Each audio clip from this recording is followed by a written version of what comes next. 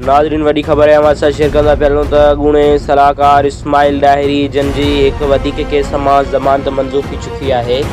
First additional mayor की अदालत में ज़मानत की दरख्वास्त ॿुधणी थी। वकील के दलील बद अदालत ज़मानत की दरख्वास्त मंज़ूर कंदे संदस जी 50,000 के मचलकनि एवज़ ज़मानत मंज़ूर करे छॾी। अदालत में इस्माइल डाहिरी जो वकील मुख्तियार हिंद सरकारी वकील पेश थिया। वकीलन की दलील मुकम्मल थियण बाद अदालत फैसलो ॿुधाए छॾियो है। नाज़रीन अॻूणे सलाहकार मोहम्मद इस्माइल डाहिरी जन जी हिकु वधीक केस मां ज़मानत मंज़ूर थी चुकी है। फर्स्ट एडिशनल मेयर की अदालत में ज़मानत की दरख्वास्त ॿुधणी थी। वकीलन के दलील बाद अदालत ज़मानत की दरख्वास्त मंज़ूर कंदे संदस जे 50,000 के मचलकनि एवज़ ज़मानत मंज़ूर करे छॾी है। अदालत में इस्माइल डाहिरी जो वकील मुख्तियार हिंद सरकारी वकील पेश थिया। वकीलन की दलील मुकम्मल थियण बाद अदालत फैसलो ॿुधाए छॾियो है।